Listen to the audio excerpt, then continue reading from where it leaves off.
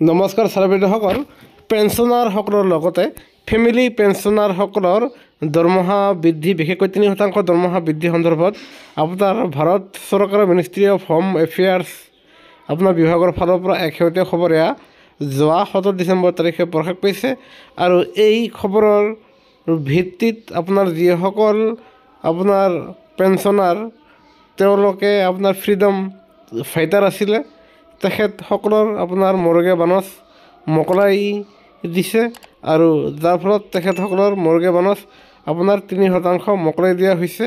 আৰু সেয়েহে এই গুৰুত্বপূৰ্ণ জাননীখন প্ৰকাশ পাইছে যে ফ্ৰীডম ফাইটাৰসকলৰ মৰ্গে বানচ আপোনাৰ বঢ়াই দিয়া হৈছে আৰু তেখেতসকলৰ বৰ্তমান সময়ত মৰ্গে বানচ জুলাই মাহৰ পৰা 51%কৈ লাভ কৰিব, 51%কৈ লাভ কৰিব। তেখেতসকলে 3% মৰ্গে বানচ বঢ়াই দিছে, যিটো 48ৰ পৰা 51% হৈছেগৈ।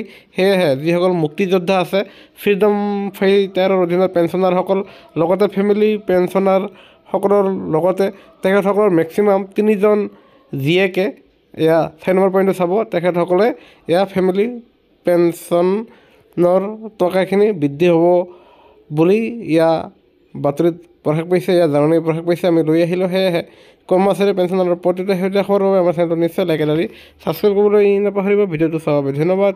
জয় আই অসম।